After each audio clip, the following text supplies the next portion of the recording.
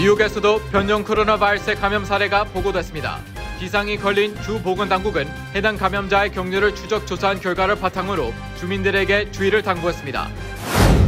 뉴욕주에서 지난 주말 하루 동안 15,000여 명이 코로나19에 신규 확진되면서 미 전국에서 누적 확진자 100만 명 선을 넘는 네 번째 주가 됐습니다.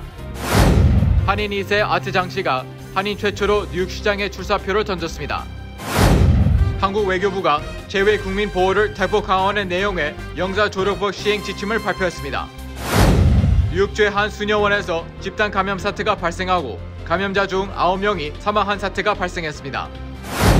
한국계 여성 연방 하원의원 메릴린 스트리킹드가 이 의회 취임식에 한복을 입고 참석해 화제가 되고 있습니다. 내 집같이 편안한 은행 뉴 밀레니엄 뱅크가 뉴저지 클로스터와 뉴욕 플러싱에 새로운 지점을 오픈하였습니다. 클로스터 570 피어먼트 로드와 플러싱 141 노던 블러바드에 위치한 새 지점에서 모든 금융 업무와 혼모 기지 상담도 함께 해드립니다. Member of FDIC and Equal Housing Lender.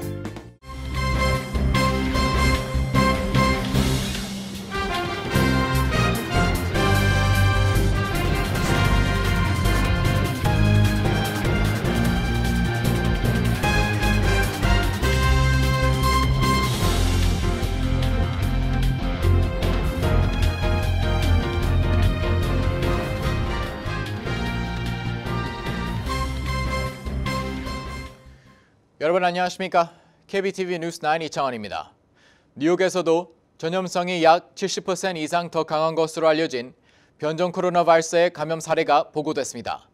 앤드루 쿼모 주지사는 뉴욕 북부에 거주하는 60대 남성이 이 변종 코로나 바이러스의 양성 반응을 보였고 이 남성도 앞서 콜로라도, 캘리포니아 주에서 발견된 확진자들과 마찬가지로 여행력이 없는 것으로 나타나 지역 사회 전파 우려가 점점 커지고 있습니다.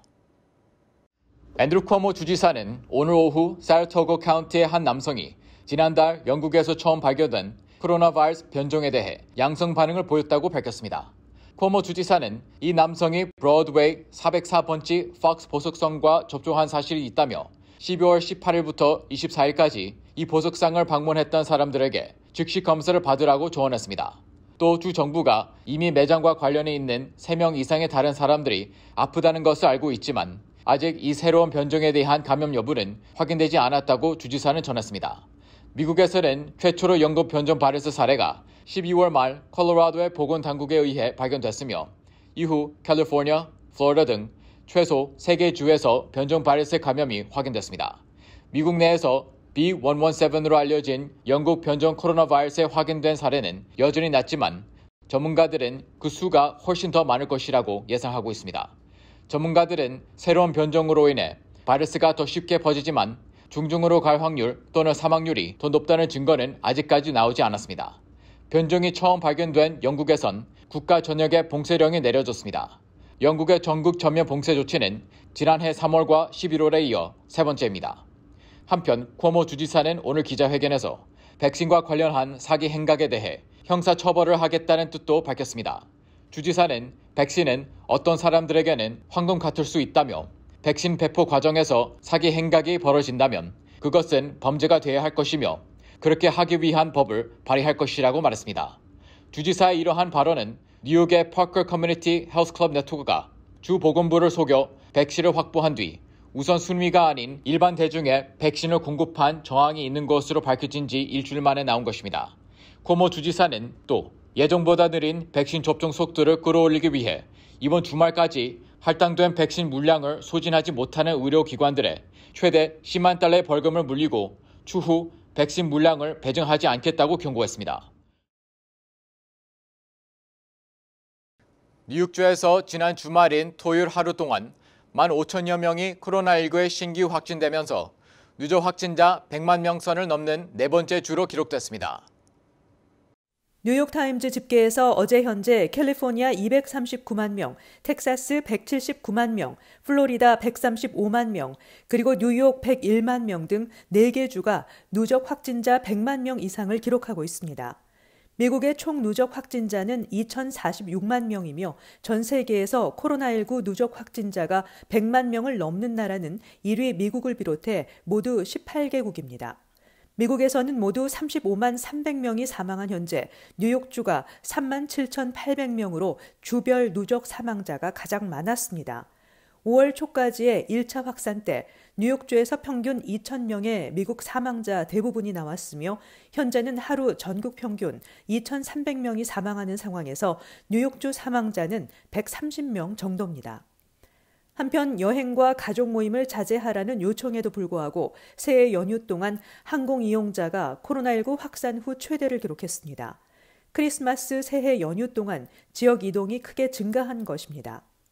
도로교통안전국이 지난 2일 119만 2,881명이 공항의 보안 검문소를 통과했다고 CNBC가 보도했습니다.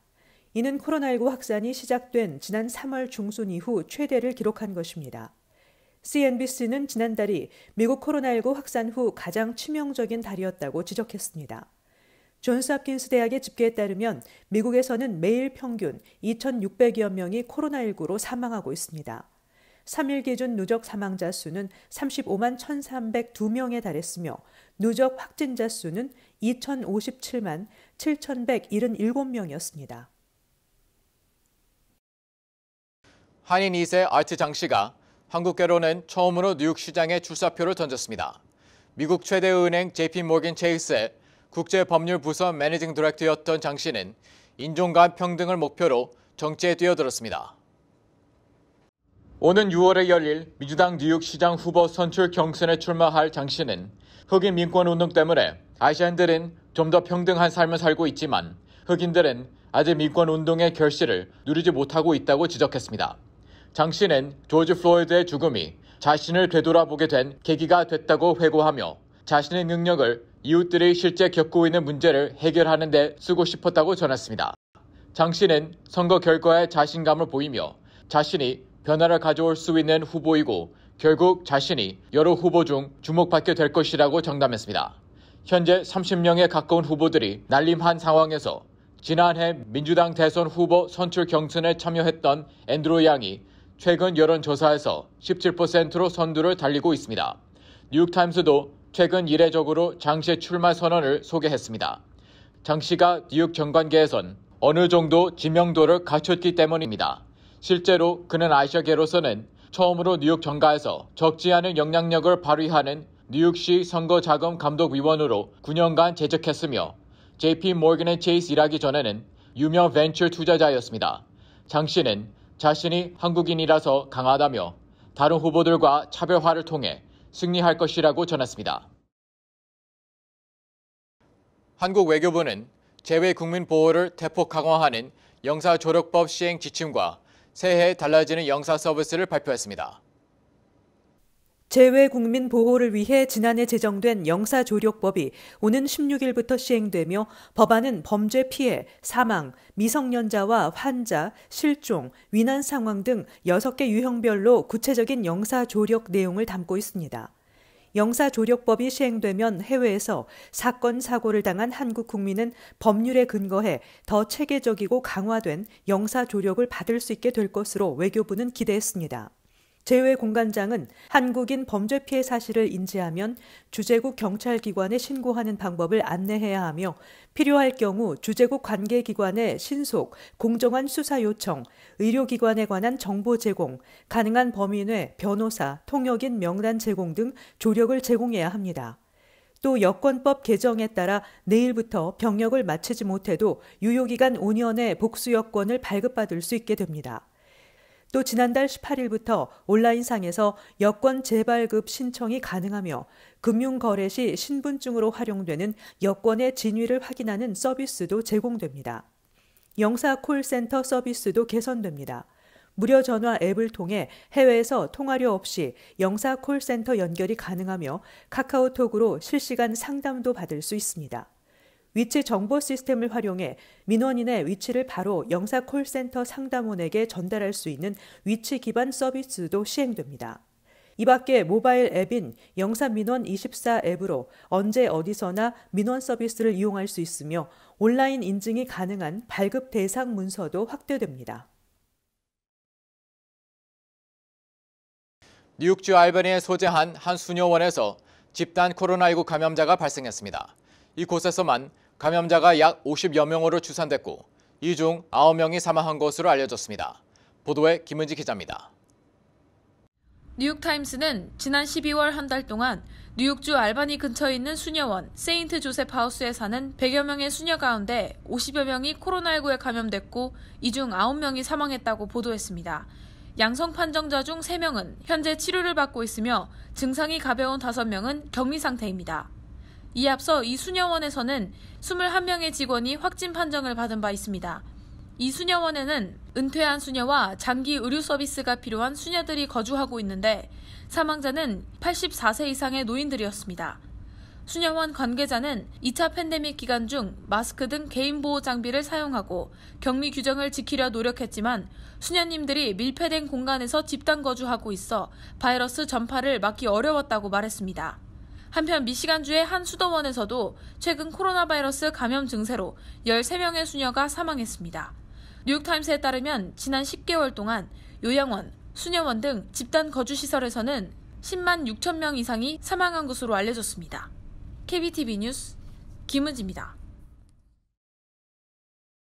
한국계 여성 연방하원의원 메릴린 스트릭랜드가 취임식에 한복을 입고 참석해 화제가 되고 있습니다. 김은지 기자의 보도입니다. 3일 워싱턴 DC 의회 의사당에서 치러진 연방하원 취임 개원식에서는 붉은색 저고리에 짙은 푸른색 치마 차림의 한복을 입은 58세의 한국계 스트릭랜드 의원이 맨 앞줄에 앉아 있었습니다. 스트릭랜드 의원은 낸시 펠로시 하원 의장의 주재로 동료 의원들과 자리에서 일어나 오른손을 들고 선서 연방하원의원에 공식 취임했습니다. 그녀는 한복 차림으로 동료 의원들과 사진 촬영을 하고 같은 한국계이자 재선에 성공한 앤디 김 하원의원과 팔꿈치 인사를 하기도 했습니다.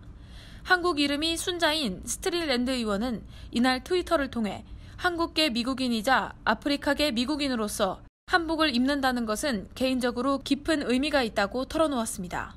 그는 한복은 내가 물려받은 문화적 유산을 상징하고 우리 어머니를 명예롭게 할 뿐만 아니라 우리 국가, 주, 그리고 국민의 의회에서 다양성의 중요성을 보여준다고 말했습니다. 워싱턴 제10선거구에서 승리한 스트릭랜드 의원은 한국인 어머니 김인민 씨와 미국인 흑인 아버지 윌리 스트릭랜드 사이에서 1962년 9월 서울에서 태어났습니다. 1살 때 아버지를 따라 미국으로 건너온 스트릭랜드 의원은 워싱턴주 타코마 시의원을 거쳐 시장에 당선돼 2010년부터 2018년까지 재직했습니다. 타코마 시장으로서는 첫 동양계 여성이기도 했습니다. KBTV 뉴스 김은지입니다. 트럼프 대통령이 지명한 캘리포니아의 제9항소법원 다니엘 콜린스 판사는 건강보험 관련 행정명령이 대통령 권한안에 있다고 보고 도널드 트럼프 대통령의 이민자 건강보험 관련 반이민 행정명령의 시행을 금지하던 하급법원의 명령을 해제하는 판결을 내렸습니다. 이에 따라 신규 비자를 신청하는 이민자는 미국에 입국하고 30일 이내에 건강보험에 가입하겠다는 의사를 반드시 밝히고 의료비를 지불할 수 있음을 입증해야 합니다. 이는 지난 2019년 10월 트럼프 대통령이 이민 희망자들이 건강보험 가입 및 의료비 지불 여력을 증명해야만 이민 비자를 발급해준다는 새 행정명령을 발표한 것에 따른 것입니다. 미국 의회에서 코로나19 부양법에 따른 현금지원금 증액안이 무산되자 양당 지도자들의 자택이 훼손되는 사건이 벌어져 현지 경찰이 용의자 색출에 나섰습니다. 새해 첫날인 1일 민주당 소속인 낸시 펠로시 하원의장이 소유한 샌프란시스코 퍼시픽 하이츠 소재 주택의 차고문에는 $2,000, 캔슬 렌트 등의 문구가 스프레이로 적혀 있었습니다. 또 차고 문 앞에는 돼지 머리가 놓여 있었고 또 돼지 머리 주위로는 가짜 피도 흩뿌려져 있었던 것으로 나타났습니다. 그 다음 날인 2일 새벽 미치 맥코넬 공화당 상원 원내대표의 켄터키주 루이빌 자택 현관문과 창문에 누군가가 스프레이로 내 돈 어디 있냐, 미치가 가난한 사람들을 죽인다라고 써놓은 낙서가 발견됐으며 우편함에도 욕설이 담긴 문구가 적혀 있었습니다. 양당 지도자들이 새해 벽두부터 낙서 테러를 당한 건 지난달 29일 미치 매코넬 대표가 코로나19 현금 지원금 증액안은 지원금이 필요치 않은 사람에게도 퍼주기를 하자는 부자들을 위한 사회주의라며 표결을 가로막아 이 법안에 대한 토론 개시를 거부하며 통과를 막은 것에 따른 것입니다. 반면 펠로시 의장은 지원금 증액에 찬성하며 민주당이 주도하는 하원에서도 통과됐음에도 결과적으로는 증액이 실패로 돌아가자 함께 분풀이를 당한 것으로 보입니다. 뉴저지 노인, 장애인 주택 소유주를 위한 재산세 감면 프로그램 시니어 프리즈 신청 마감이 당초 지난달 31일까지 해서 오는 2월 1일로 연장됐습니다. 시니어 프리즈는 65세 이상 노인이나 장애인을 대상으로 제공되는 재산세 감면 프로그램으로 뉴저지에 거주한 지 10년 이상이 되고 현재 살고 있는 주택을 보유한 지 3년 이상이 되면 신청 자격이 부여됩니다. 또 연소득이 2018년 89,013달러, 2019년 91,505달러 미만이어야 합니다. 뉴저지주 재무국은 시니어 프리즈 신청에 따른 환급금을 지난해 10월 15일부터 지급하고 있으며 마감 기한까지 신청서를 받는 대로 수혜 자격이 인정될 경우 환급금을 지급하게 됩니다. 신청 자격을 충족하는지 확인이 필요할 경우 뉴저지주 재무국 웹사이트를 통해 가능합니다. 뉴저지주 잉그로드 클립스 시의회는 지난 1일 시청 앞에서 신임 시의원 취임식을 개최했습니다. 이 자리에서는 지난해 11월 선거에서 재선에 성공한 공화당 소속 박명근 당선자와 팀 코트라바스 당선자 등 2명의 취임 선서식이 거행됐습니다. 박 시의원은 마리오 크렌잭 시장 앞에서 향후 3년간 신의 성실의 자세로 시의원직을 수행하겠다는 내용의 선서를 했습니다.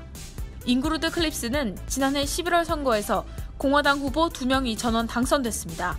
이에 따라 시의회의 정당별 의원 구성 비율은 공화 4명 대 민주 2명으로 변해 공화당이 제1당이 됐습니다.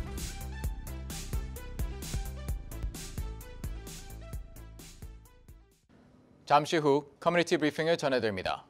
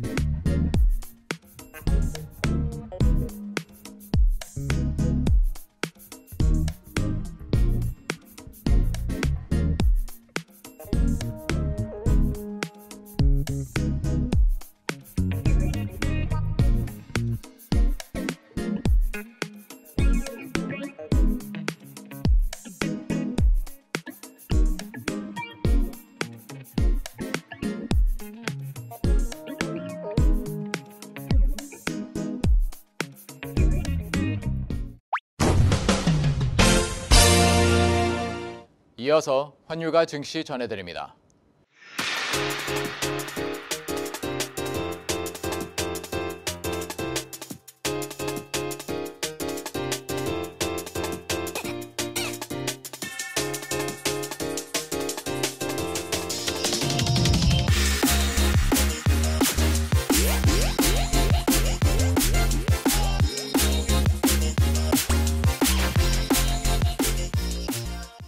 잠시 후 뉴욕과 뉴저지 날씨 전해드립니다.